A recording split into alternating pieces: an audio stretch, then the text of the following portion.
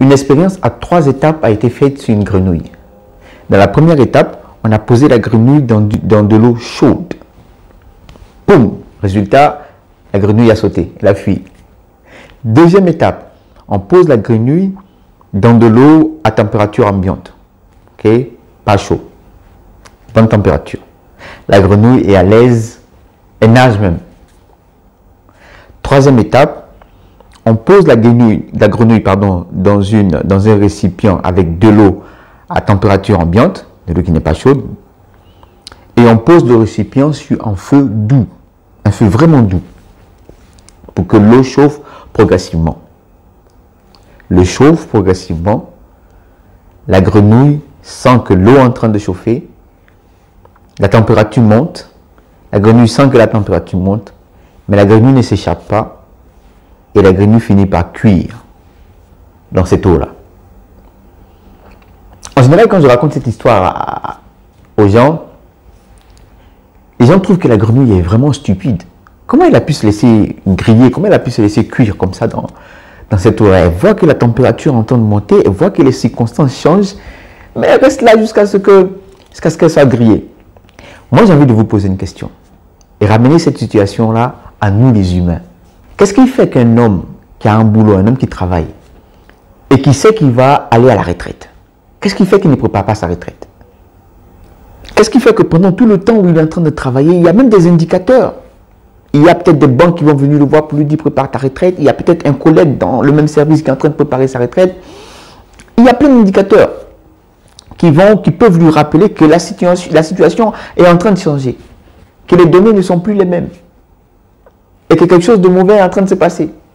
Mais qu'est-ce qui fait que cet homme-là passe tout ce temps-là, vit tout ce processus-là et se retrouve au moment de la retraite grillé comme la grenouille? Qu'est-ce qui fait ça? On peut prendre un autre exemple. Qu'est-ce qui fait qu'un élève en classe d'examen sait qu'il a des examens en fin d'année? Pendant toute l'année scolaire, il y a ces résultats de fin de trimestre qui lui montrent qu'il y a quelque chose qui ne va pas. Mais le temps passe, il continue, il voit la situation en train de changer, mais il ne prend pas de décision. Il va jusqu'à la fin de l'année, à 1 semaine des examens, 2 semaines des examens, il est grillé comme la grenouille, il ne s'est pas préparé pour les examens. Qu'est-ce qui fait ça?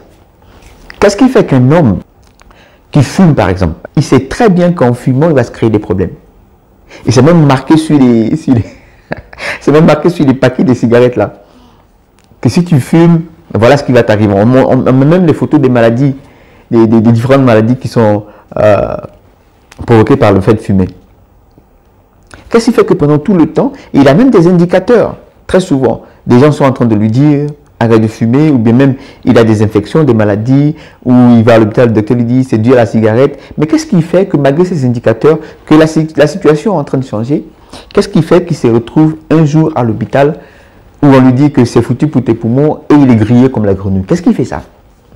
Ce qui provoque ça, c'est le manque de 3 principes essentiels dans ta vie. Et ce sont ces 3 principes-là que nous allons voir aujourd'hui dans cette vidéo. T'es prêt? Let's go!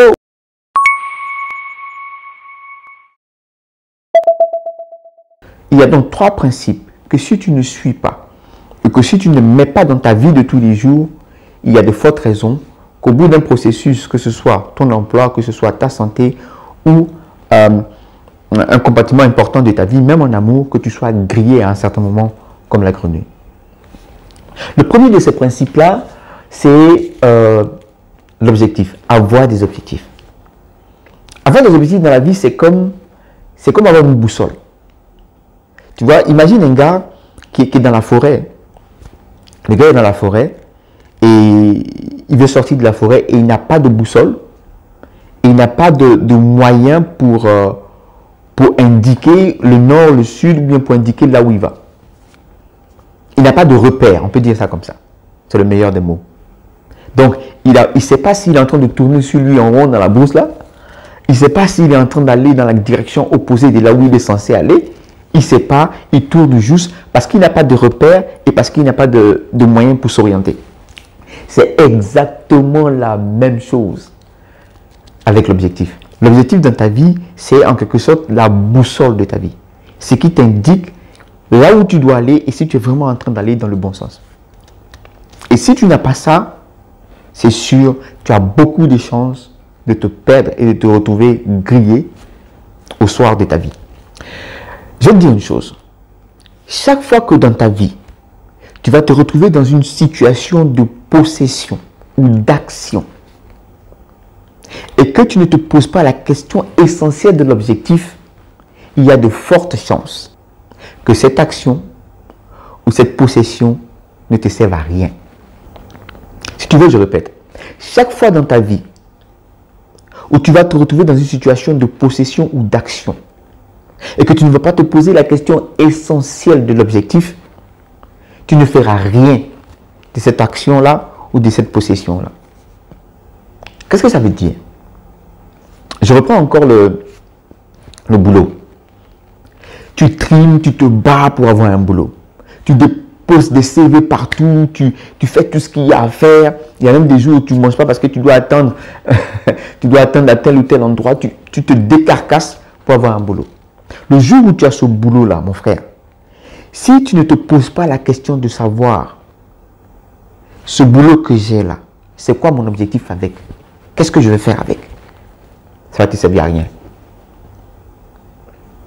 Si tu ne te poses pas la question de savoir, maintenant que j'ai ce boulot-là, à quoi ce boulot-là va servir? C'est quoi mon objectif? Qu'est-ce que je vais faire avec ce boulot-là? C'est-à-dire que soit tu vas perdre un long moment de ta vie et tu vas te retrouver presque... Tu vas te réveiller peut-être quand il sera presque tard. Sinon, tu vas te réveiller quand il sera tout simplement trop tard. Je prends un autre exemple. Aujourd'hui, il y a beaucoup de personnes qui veulent voyager, sortir de leur pays, voyager ailleurs. Je ne dis pas seulement partir de l'Afrique vers l'Europe. Hein, non, il y a des gens qui sont en Europe aujourd'hui, qui ont envie de délocaliser, qui ont envie d'aller dans les Émirats, qui ont envie d'aller aux États-Unis. Supposons que même tu es en Afrique et tu as envie de voyager. Voyager pour n'importe quelle raison. Hein. Le jour où tu vas voyager, le jour où tu vas arriver dans le pays là où tu vas, dans ton pays de destination, quand tu vas arriver à destination, quand tu vas poser tes bagages, si tu ne te poses pas la question de savoir, je suis ici, c'est quoi l'objectif, il y a de fortes chances que tu ne fasses rien. C'est pas magie, c'est pas fétiche. Si tu arrives là où tu vas là, dès que tu poses tes bagages, si tu ne te poses pas la question tout de suite de savoir, je suis là, qu'est-ce que je suis venu faire, c'est quoi l'objectif, il y a de fortes chances que tu perdes du temps ou que tu ne fasses rien. C'est la même chose pour l'argent, hein, c'est la même chose pour les possessions. Aujourd'hui, j'ai l'argent, j'ai une grosse somme, c'est quoi l'objectif, qu'est-ce que je fais avec cet argent-là? Une fois que ça c'est défini, tu as déjà de fortes chances de ne pas te faire griller, de ne pas te faire cuire comme la grenouille. Et ça, c'est dans tous les domaines de ta vie. Et dans même chaque domaine de ta vie, les différentes étapes de ta vie. Prends le mariage. Quand tu te maries, quand tu te maries, demande-toi, c'est quoi l'objectif? Pourquoi je me suis marié? Qu'est-ce que je veux faire dans mon mariage? C'est quoi l'objectif? Et même dans le mariage, les moindres détails. Quand tu décides de parler à ta femme, quand tu l'as fait à soi, que tu dis je veux te parler, ou bien quand tu décides de parler à ton mari, je vais lui parler, mais c'est quoi l'objectif? Et une fois que c'est défini, là, la manière même de parler là est claire. Même en amour, même dans les relations charnelles. Hein? On va avoir une relation sexuelle. C'est quoi l'objectif? Est-ce que c'est pour Zosia et puis Fraya, comme on dit chez nous? Est-ce que c'est juste pour prendre pour toi et puis tu as gagné temps? Ou bien est-ce que c'est vraiment de l'amour que tu cherches? C'est quoi l'objectif? Est-ce que tu cherches à partager une certaine profondeur dans ta relation? Est-ce que tu cherches à donner du plaisir à ton partenaire ou toi tu veux juste prendre ton plaisir et partir? C'est quoi l'objectif? Tu as des enfants, tu viens d'avoir un enfant, c'est quoi l'objectif? Est-ce que ton objectif c'est que ton enfant un jour ait du boulot et qu'il te prenne en charge? Ou est-ce que ton objectif c'est de pousser ton enfant le plus loin possible pour qu'il ait une vie meilleure, pour qu'il soit un homme responsable dans la société? C'est quoi ton objectif à chaque étape? Une fois que ton objectif est bien déterminé, mon gars, je pense que tu as déjà 50% de chances de ne pas griller dans ta vie. Mais l'objectif à lui seul ne suffit pas. C'est que très souvent, on peut avoir des objectifs et pour plein de raisons, on ne peut pas les atteindre. Ou on peut même les atteindre et le fait qu'on l'ait atteint, le fait qu'on ait atteint notre objectif, nous mettre dans d'autres problèmes. Et dans ce cas-là, en général, c'est parce qu'on atteint cet objectif-là sans le deuxième point qui est avoir des principes. Avoir des principes, en fait, dans la vie, c'est comme délimiter son chemin pour atteindre son objectif. Avoir des principes, c'est important. C'est important dans le sens où, non seulement ça te permet d'atteindre tes objectifs rapidement, mais ça te permet aussi d'atteindre tes objectifs sans regret et sans te mettre dans une situation qui va à la limite te faire perdre la valeur de l'objectif que tu as atteint. Par exemple, tu atteins un objectif, mais par des moyens qui ne sont pas dignes, par des moyens qui sont des moyens mais vraiment, je n'ose pas dire. Tu as certes atteint ton objectif, mais tu seras en train de continuer de payer et finalement c'est comme si tu n'as rien, atteint.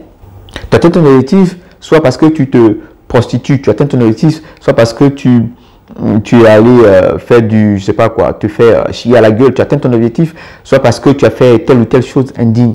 Mais ça va te rattraper. Ça va te rattraper. Et finalement, tu auras atteint ton objectif, mais dans quoi? Comment? Tu veux être la risée de tout le monde après avoir atteint ton objectif? Tu veux être malade après avoir atteint ton objectif? J'ai un collègue à qui ça arrivait. Il était malade parce qu'il avait des problèmes au poumon, il passe tout son temps à boire et à fumer. Et un jour, nous sommes allés le voir et son père était là. Et son père lui disait que tu es jeune, tu es en train de te battre pour atteindre un objectif. Et en même temps, tu es en train de te tuer. Ça sert à quoi? Soit tu te tues sans te battre pour atteindre l'objectif, soit tu atteins l'objectif sans te tuer. Tes principes vont donc te permettre d'atteindre ton objectif rapidement, mais aussi d'atteindre ton objectif de façon digne, parce que tes principes doivent être empreints de valeur. Dans les principes, il y a ce que moi j'appelle les red flags, les drapeaux rouges. Vous savez, souvent tu es dans une situation où tu te laisses aller, tu te laisses aller, tu te laisses aller, mais à un moment tu dis non, là c'est la barrière, là c'est la limite. Tu vois? Et c'est comme la grenouille dans l'eau chaude. Bon, c'est vrai que ça chauffe, ça fait du bien, mais à un moment, si ça n'arrête pas de chauffer, à ce moment-là, il faut que j'arrête. Je sors avec les potes, on s'amuse bien, mais à un moment, il faut que ça s'arrête. Je fume, je vois que ça commence à me faire du mal. À un moment, il faut que j'arrête. Je travaille, je suis pas en train de préparer ma retraite, je fais le show tout le temps. Je vois les collègues qui commencent à se préparer pour leur retraite. À un moment, il faut que j'arrête. Et il faut que tu aies les principes t'aident à avoir ces petits drapeaux rouges-là à certains moments de ta vie. Qui font que, bien évidemment, même si, en tant qu'humain, tu t'es laissé aller à un moment, c'est clair que arriver à ta limite, arriver à la red flag, tu te dis, là, ça suffit. On peut donc avoir un objectif, avoir des principes et ne pas avoir la possibilité ou la force de pouvoir respecter ces principes-là. C'est pourquoi le troisième élément est d'autant plus important, c'est le caractère. Avoir du caractère, moi je pense que c'est l'une des choses les plus importantes dans la vie. Avoir du caractère, c'est ce qui te permet pendant que tout le monde court vers une chose, de te dire non, j'y vais pas. Avoir du caractère, c'est toujours avoir la force de prendre le dessus entre ce que l'on doit faire et ce que l'on a envie de faire. Je dois apprendre mes leçons parce que j'ai mes examens. Et je vois des potes qui vont en boîte ou bien qui vont faire du football et moi j'ai envie de faire aussi. Avoir du caractère, c'est dire j'ai bien envie de le faire, mais Joe, moi, j'ai ça à faire. Avoir du caractère, c'est que ta femme te respecte, tu veux garder ce respect qui est entre vous, tu aimes ton épouse, tu veux garder un foyer impeccable, tu sors avec les potes te présentent une go, mais qui est vraiment, hein? Tu vois ce que je veux dire? La go, la personne, tu la regardes, tu dis, si c'est normal même là, il y a laissé à faire des fidélités. Là. Mais avoir du caractère, c'est, tu te dis, non. Même si j'ai des pulsions en tant qu'homme, même si je vois qu'elle est belle et tout ça, et que mes potes m'encouragent, ils me diront que, ah oui, tu es fort, ah c'est bien, tu as pu tirer, tu as pu faire tomber celle-là, oui. Mais, je dois respecter mon épouse et je dois rester dans la ligne que je me suis promis. C'est ça, avoir du caractère. C'est ne pas se laisser influencer par les autres et par les circonstances. Donc, quand dans ta vie, tu te seras fixé des objectifs dans toutes les situations, quand tu auras eu des principes pour mettre comme des garde-fous quand tu auras eu du caractère pour pouvoir respecter ces principes-là, voilà, jamais tu vas te laisser brûler comme la grenouille. Jamais, rien ne va te surprendre. Rien ne va te dépasser. C'est pas possible. J'espère que cette vidéo va vraiment te servir à quelque chose. Si tu penses qu'il y a, à part ces 3 points-là, à part ces trois points, c'est-à-dire l'objectif, le principe et le caractère, si tu penses qu'il y a d'autres points qui peuvent bien évidemment nous amener à ne pas se laisser griller, à ne pas se laisser surprendre dans notre vie, mets-les en commentaire. Si tu es nouveau ici, mon nom c'est Kevin Kodji et nous sommes un groupe qui mettons ensemble nos idées, nos connaissances, nos expériences dans le but de devenir la meilleure version de nous-mêmes et d'avoir une communauté forte et puissante. Si ça t'intéresse, cette thématique-là, abonne-toi, ok? Et mets un commentaire et surtout active la cloche de notification pour ne rien rater de nos prochaines vidéos et toi aussi profiter et partager tes expériences avec nous. Une fois de plus, comme d'habitude, c'est un plaisir pour moi de partager ces vidéos avec vous, de passer du temps avec vous. Et on est ensemble.